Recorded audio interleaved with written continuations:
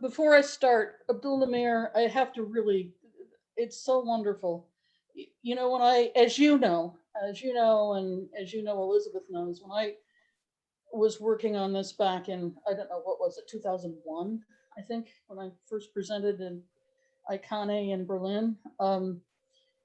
I was struggling because I rounded up everything I could find, something like 45 travelogues, ethnographies, of which there were about three, and reports from ambassadors and so forth to get every shred of information I could about lifestyles in the marshes. Um, but other than Salim, there was none of these were published by uh, residents of Iraq, and he was a Baghdadi who loved the marshes, but certainly didn't grow up there. And so finally seeing some ethnography that was not written during the British mandate or by complete outsiders is just overwhelmingly wonderful.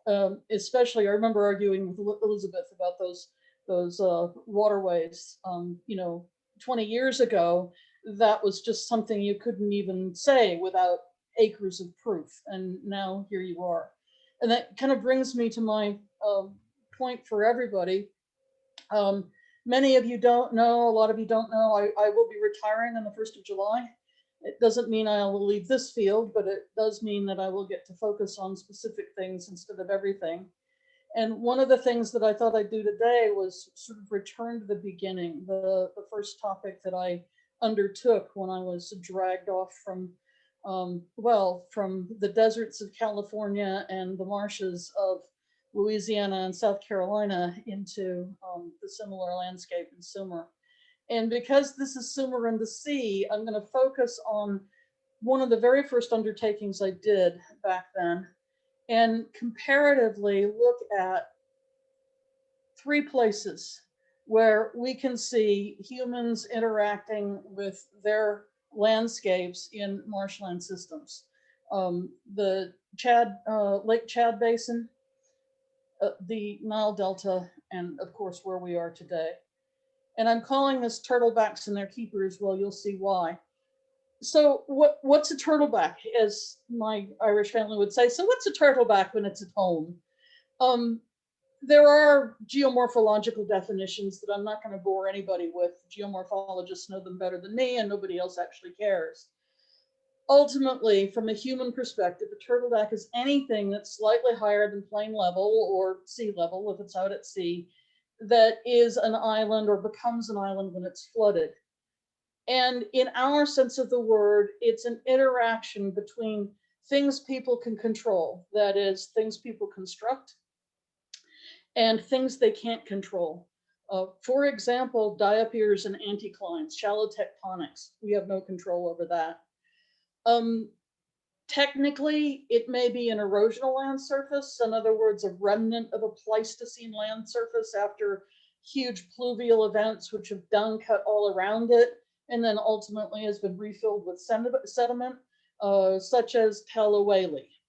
That's been shown by excavation. It might be relict beach ridges, and I won't address that now because I'm going to later. We tend to think of it as being depositional things, in other words, aeolian dunes that have piled up and then later become flooded, or point bars, mouth bars, sandbars, tombolos, in other words, the results of fluvial activity dumping sediment. And meanders around that fluvial deposition, and then the levees that build up over time. I think everybody here knows enough about what these things are that I don't need to explain them, and certainly we've had some great presentations on that. I'm going to start with where I started before I ever even looked at Mesopotamia, and that was Augustin Hall's survey in the Cameroon side of Lake Chad Basin. Now, this is not contemporaneous with Mesopotamia, but in terms of landscape, it's very similar. It is a huge fluvial, in this case, inland delta entering into Lake Chad. And I want to point out, this is Lake Chad today. These bumpy things are alluvial dunes, Barcane dunes. This is all that's left of the water. But even in very recent times, I don't mean distant history, I mean in the last century, everything you see here was all part of Lake Chad. It's a huge lake. And specifically, Augustin Hall was interested in how Haloof became the center, the primate, if you will, the primate site for this region. In this oblique view, you can see that this region, for those of you familiar with the southern Mesopotamian landscape, looks an awful lot like some of the area directly to the south of the Euphrates River today.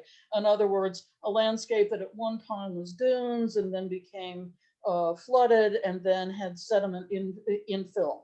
So Haloof in its day would have been, well, I'll show you where Haloof was back in its day. When it started a couple thousand years ago, Haloof was a bit of a site on what we would call a mouth bar. That is where sediment is being deposited right at discharge. Similarly, there's another site called Blay Mound, and then a whole bunch of other ones dotted out into what's now Lake Chad and their surrounding, at that time, fluvial and marshy landscape. And over the course of about 500 years, those sediments began to consolidate. You can see all of these point bars that are part of the sediment fan. They consolidate, become dry land. Blay is now on slightly bigger little islands, but still out there.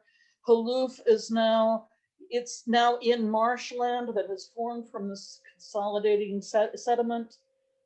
And 500 years after that, this looks like a levee, but it's not. It's what's left of these mouth bars, that is the sediment that was distributed at the end of this delta. And Haloof is still pretty much surrounded by, let's call it wetland. Don't interpret this as water. These are Hall's illustrations, and it's the best I've got.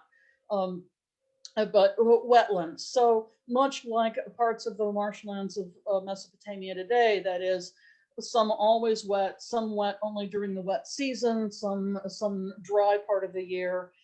And the Blay Mound system is got water on either side, but it is now on what's fairly dry land. And here they are right now. So this posed my first question. How do we get Haloof that lives? It lives on today. Here's Haloof, although much contracted. And you can see the format of it. It looks very much like it's popped up on the back of a turtle, hence the term turtleback. It was one of the turtleback sites that Hall described. Still occupied today, on top of the ancient remains. But now, as of today, as in 2021, no longer surrounded by much of anything. They're still managing with a few cistern wells and so forth to pull up groundwater and do some irrigated patches so the village survives. Blay, on the other hand, is no more. It's the boy who didn't live. It is a cluster of mounds that are completely abandoned and surrounded by a whole lot of nothing. The difference between these two, of course, is whether or not Haloof maintained any access to water. And if you look at its position, it's because even the groundwater sources around Haloof are that much closer to the surface. We're talking about a couple of meters difference. The function of Blay back then, according to Hull's results, were these started as cattle retreats. That is, during the wet season, cattle would be brought up onto these mounds, and we're not talking water buffalo, we're talking cows, bovids. And so during the wet season, they'd be brought up onto these mounds to keep their feet dry, keep them from drowning. And then as things dried out, they'd proceed down onto the plains and graze. Now, what that means is that throughout the Chad Basin, there were networks of these sites along the forefront used to be here, the forefront of this wet meets dry zone that traded among themselves and between themselves, very much like the radial plus linear pattern that you just saw demonstrated by Abdul Amir so elegantly. Similarly, in the Nile Delta, at around the same time, Hall was surveying in the 80s. Edwin van den Brink and Karl Butzer and others were surveying the northwestern part of the Nile Delta. they were interested in how did the big early massive for the time site of Bhutto, how did that get established and how did it trade? What they were interested in was trade between the Egyptian Delta and the Levant, so over here somewhere. And they assumed that what was happening was that preciosities, bulk goods, whatever it was, would be traveling downriver to the sea and then traveling by sea to the Levant. However, that's not what they found when they looked. Once again, they discovered Bhutto was known to have been in marshy ground, but Bhutto was part of a vast network that grew over time as each of these sedimentary lobes grew of sites that were chained not linearly along the river courses, but across the delta. Now, how could that be? Well, once again, we have another piece of it. In the wet season, when the cattle are brought up onto the site, you get into your boat and you trade with your neighbors. And so you've got these radial sites that are connected linearly. This is what they found every lobe they looked at for these early periods. And in this demonstration here, you can see how low that land is even today. Okay, that is at or in some cases below sea level out here at the fan of the delta. In the past, it was even wetter still. And so that meant that this boat trade can continue all the way, not through the ocean, but through the relative safety of the marshes, past Sinai, all the way up to the Levantine coast. So what did they call these sites? They called them turtlebacks. And me being at that time trained as an anthropologist and a historian without a lick of geomorphology, except what I'd learned as a military photo interpreter, adopted the term turtlebacks because, hey, if Carl Butzer used it, it must have been a good one. So these turtlebacks are what we would call all these mounds out here in the wet and marshy area that traded with one another. Well, here you can see the development of these lobes. So how did Bhutto get to be the site that lived, the one that got to be the biggest?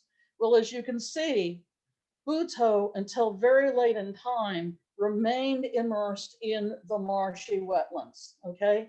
And so Bhutto was always going to be at the center of marsh trade, both linearly along the rivers and laterally across the marshes.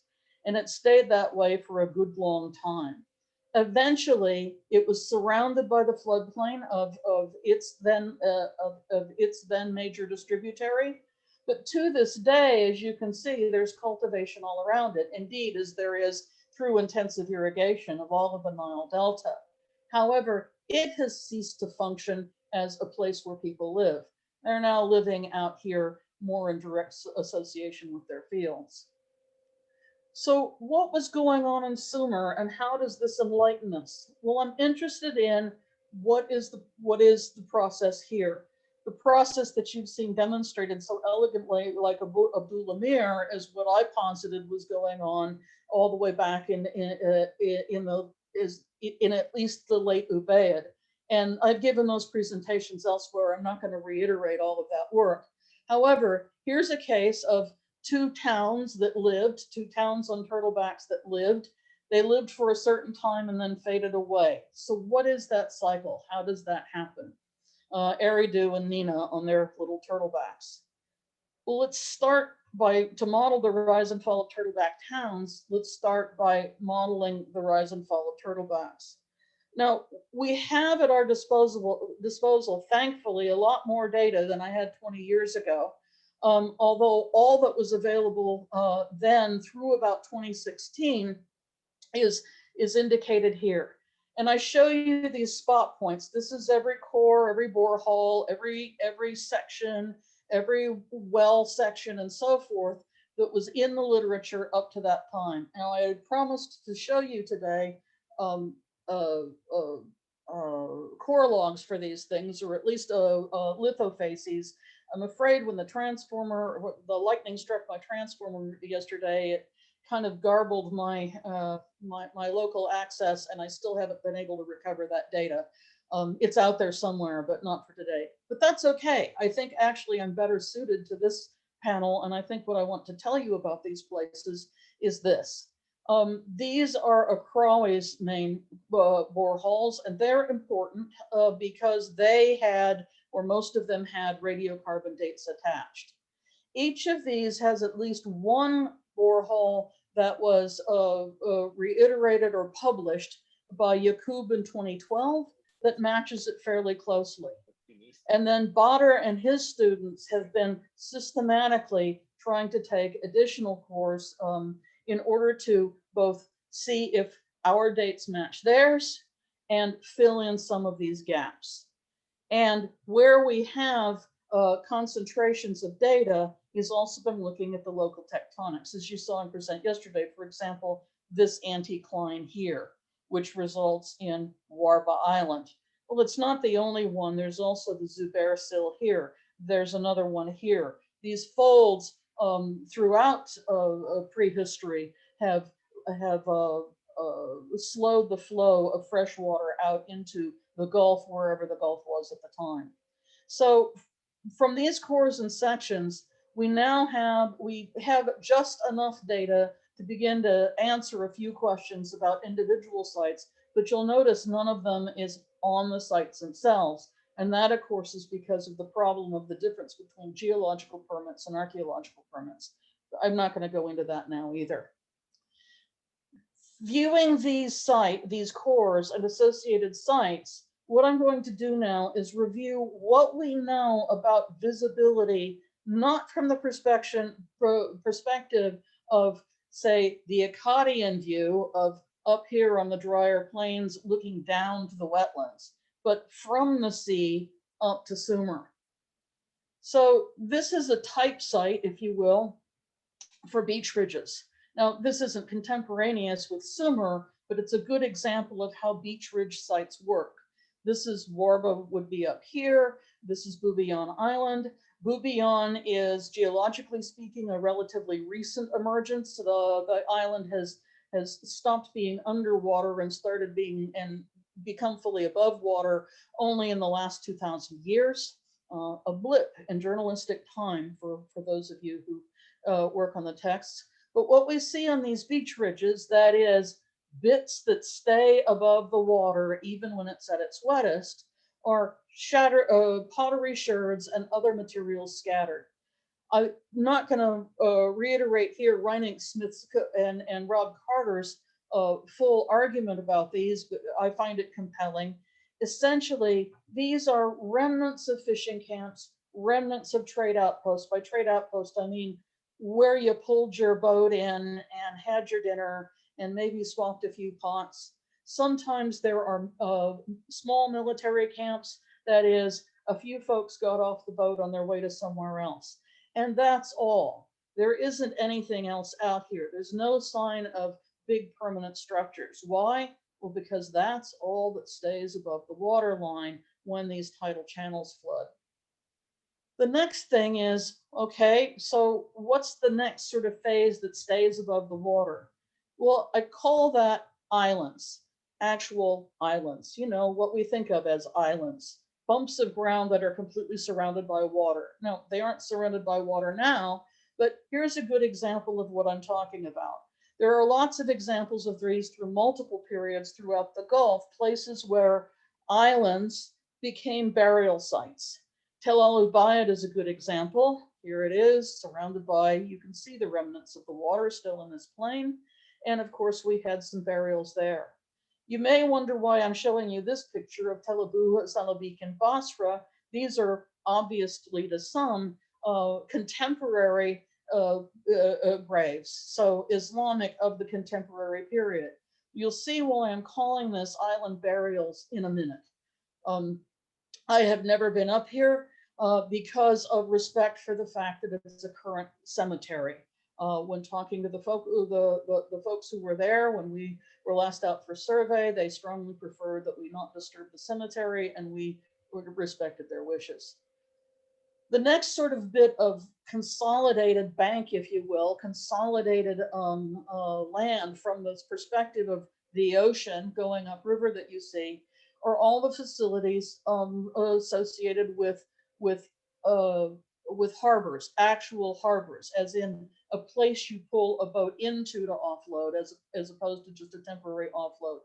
I show you these in particular. I'll really like this one at Fowl because you've got every size of a modern hand-built craft from Mashuf up to Belam, banked here at low tide. At high tide, this infills and people can get in and out with one channel that makes it easy to get the small craft in and out at any time.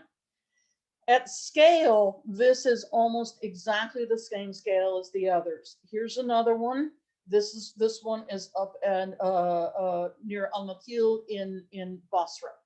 Okay, as you see, they share sort of the built-up banks so that people can walk along, offload their goods onto the quays. These are called bankside quays, and so forth. And yes, water ferries leave from there and there, but that's not all they do. At exactly the same scale, here is an equivalent structure at Ur.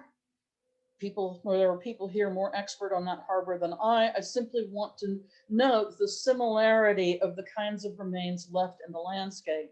Here's another one at Kuara, Tel Laham, and here's a water gate at Tel Abu Salabik. This one is slightly smaller. And as you saw in Abdul Amir's presentation, of course, the same principle happens all the way down to the smallest settlements that have people that need to get boats on and off shore in order to on and offload goods. In fact, at the less than harbor level, if you will, there's a good deal of consolidation of banks simply due to the construction of jetties, quays, and docks for individual crafts and ownership. This is Chabaish, the plural of, forgive me if I get this wrong, Chubaya, the plural of a small habitation, meaning essentially 1,000 man-made islands. And each of these little frames you see is an individual family holding with its own little dock right on the riverfront.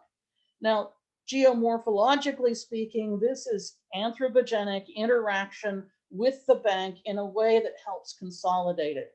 You see a similar set of structures here at Bad Tabira, to out in the at the edge of Adams's Heartland of Cities survey area. The point I'm making is this is absolutely typical of these kinds of structures. You have the main channel here, and then you have a back channel behind them, and the area in between becomes consolidated and eventually spills over. If I were to show you Chabaish today, you would see that this is also built up on the other side of the back channel. Indeed, the agricultural zone here in Sukashiyuk shows the same principle here at much larger scale. That is, instead of just looking at one bend in the river, the entire way along these structures get built up, not in any great sense of build up, but significantly enough to stabilize the banks and form something that someday may become a turtleback. Where channels themselves and splays themselves flow with reasonably fast water at some time of the year, so it may be only during flood season, you inevitably get point bars and channel bars like these. This is just a random example I've shown you from near the Shatt al Garaf. And we have seen them at every size and scale. They can be itty bitty little ones like this, and they can be monstrous. For example, here's some monstrous ones that some of you will recognize. Girsu, Lagash, W. Warka Survey 232. In each of them, what you see is the point is where the water is impacting the sediment load and flowing around it. And that, of course, is what people manipulate. In this case, out in the marsh, an old point bar has actually become an Ishan, an island, currently inhabited. But you will see that the scale of all of these is roughly the same. They all have similar kinds of opportunities for then building ever more permanent structures. I've always wondered, by the way, for those of you who know about these things, whether those are city walls. I don't know. Finally, at the largest scales, you actually get a number of these kinds of features concatenated into much bigger urban areas. Jörg Fassbinder on day one talked about turtlebacks within within Uruk. I have him to thank for my launching on the very idea of what was going on at Uruk. I simply looked at channel in, channel out, channel out, channel out, and said, I'm an anthropologist, you're a geomorphologist, but isn't that a bird's foot delta? And he said, keine Frage. And sure enough, as you have seen from his work there, what you get in these situations, such as Amara, such as Uruk, is these sediment dumps between the toes that are at first individual mounds and then eventually become consolidated and surrounded by all of the suburban areas and gardens. You see a similar process that tends to happen in or near river bends. Here is relict Euphrates channels and this wonderful great bars. We have a couple of those cell dates from along here. This is Tel Abu Salabik. And related to it, this is only a tiny fraction. All of these are relict palm gardens, palm groves, you name it. They extend way up over an area of something like 4.5 square miles. Forgive me, I haven't translated that into dunam in my head, but you get the idea. It's massive. And obviously accreted over a long period of time. These gardens have now become a turtleback. I'm sure that they were accumulated by some of the processes as described by Abul Amir, but over vast periods of time. So what a turtleback when it's at home is it's something has happened, whether it's a fluvial deposition or whether it is a slight uplift, as in diapirs, which we have dotted all through the lower Euphrates Delta, or a slight uplift, as in the fold of an anticline, or further upstream, a slip fault that has caused a channel to divert, which always then is accompanied by sediment deposition that has interacted with human activity to become an anthropogenic landform. And it's one of the kinds of ways that human beings get involved with construction is, of course, that it was prior occupation. It stopped being a turtleback because it began to be flooded all the time. And then with recession of water became occupied again. And so here you will see why I called Tel Abu Salabik a cemetery island. This is the 1968 flood. This is a massive tell. And yet the only thing that is above the floodwaters is the cemetery. And that's why it's there. This is an example of Sukashayuk during the same flood. The floodwater processes that Abdul Amir so elegantly described as literally washing away chunks of the village is going on here. This is sediment. Each one of these little dots is the only thing sticking up above the water. Most of them are individual settlement compounds, like the relics of which you see here. In the case of Madain, I always love the city of Madain, whose name is City. So this is City. In a bend of the Euphrates, what remains above water is the core administrative district of the town, much, for example, as the core administrative district of, say, Eridu. So if you think about a turtleback as being nothing more than the bit of land that survives above water and what people do to it, then we can begin to model turtleback settlements. Forgive me, one of the slides I lost was a much prettier portrayal of this, but the points are the same.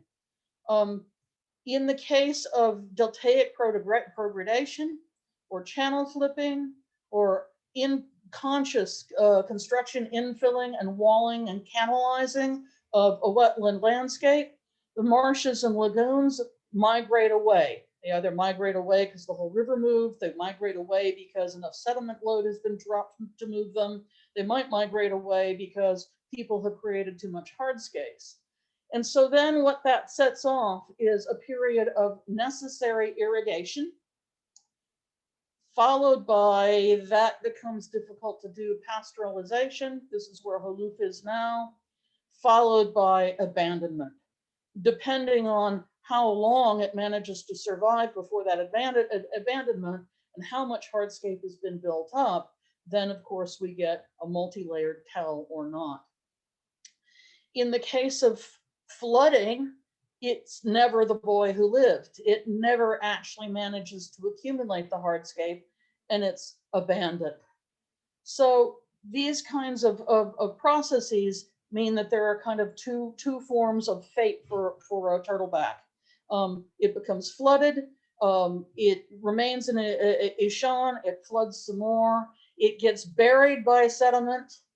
And in the case of the Heartland Plain, it eventually dries out and ablates. The wind scours it away and it's exposed and we can see it.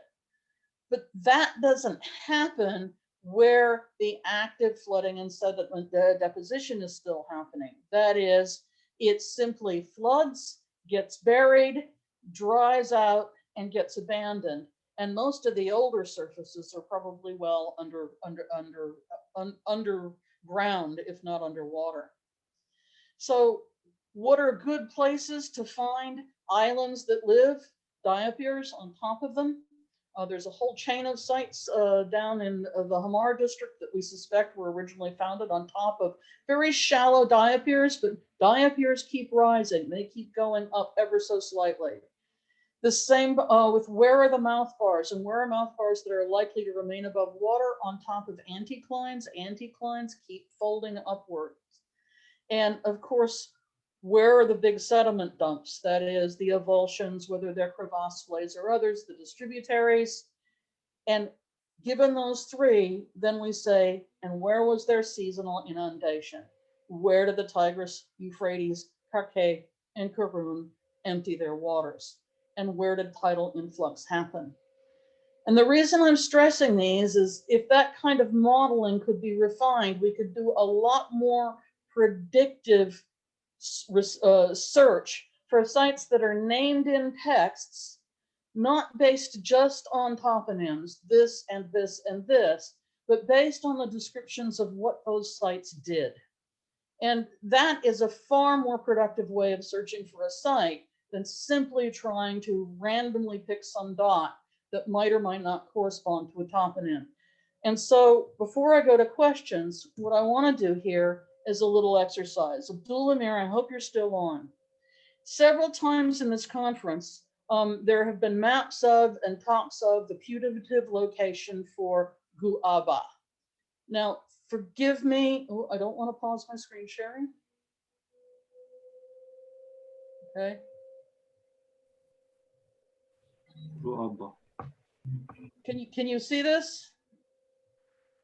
What is? Can see, so where is always? Yeah. Hang on a second. Yeah, okay, you're not supposed to be seeing the slide, you're supposed to be seeing something else. It's fighting with me. Where is? Where is? Johnny, perhaps you have to just stop your sharing of the screen and you share again all the desktop. Okay. So share screen. There we go. So I want to say I have no idea where Guaba is. I purposely did not look at Abdul Amir's survey. All I've done is listen during this conference. And if I understood correctly, Guaba is part of this chain of sites that goes from Girsu to Larsa to Ningen, Nina, Zurgal. And from there, it should be roughly equidistant beyond Larsa. And it should have been, at least at one time, a coastal city. And it should have been not really much of a city, but simply a coastal port. Somebody holler if I've got that bit wrong. That's it. Okay, if that's true, then let's look roughly equidistant from Ningen for a site that was probably a small coastal port. And I would say, there's one, I would say, is that it? Wonderful. I visited the site. It's located to the south of Zorgun, Nina. It's there. You are right. Okay. This is without me knowing anything other than what the site did, where it was, and therefore what kind of landform, what kind of turtleback I should be looking for. Right. So what is the beyond Nina is almost Sasanian and Islamic occupation. It's only two sites where it has kind of ED or three pottery. So one of them it Yes, could be. and of course, the sedimentation here has been very heavy. So Yes. I think we have some of the excavators of Nina on board. How Right. deep did you go till you hit Ubaid?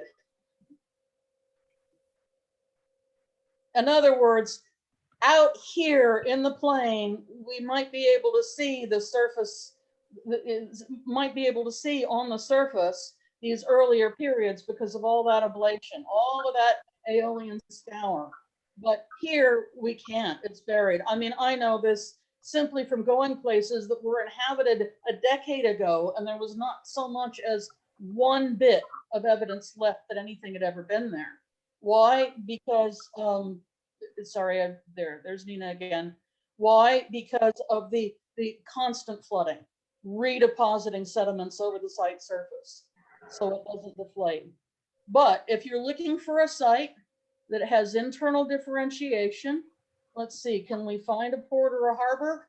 Probably there's a little one somewhere. There's some structures there. It certainly has been subject to, it's been made kind of point barry by this river flow, but it's not really. It's amorphous. It has some outlying areas and some outlying suburbs here. This looks like it was originally dumped on top of what might have been a mouth bar. I know nothing about Guaba, but if I were going to sink a hole in the ground to test it and look for an archive, that's where I'd look. If I'm allowed to say that, this an island within a bed of river called the river of Al-Garaf. Exactly. At Chabaish. So this a point could bar be, in a river near the sea. it could be contemporary accumulation of silt, but interesting. Now, as I said, there are two sites in this area. It could be one of them. It could be housing the remains of Guapa, and one of them it could be that one, as you suggested. Peter Steinkeller suggested a place called Telhofa to the east of Nina, but I visited the site. It's only Islamic settlement. Well, Peter Steinkeller had me waste about 3.5 hours one day looking for it. Right. I was doing the same. What is the he had me looking down here because he didn't tell me what it was for, what it was in the landscape, right? In other words, I would say we would be looking for something like, one of these point bars in the Shop al-Arab, right? That it become a harbor. Well, there's one. Now, that's not definitive, but it's a different kind of way of looking for a site. We know in this seascape that sites have to be able to survive frequent flooding, incursion of tidal forces, and so forth. And so if they're still there, not buried, then they're going to have certain landforms. That's it. And this, by the way, goes back to, of course, the cores I have would substantiate that this would be a good place to look for a shorefront. Like there's one there. So thank you very much. I just wanted to do that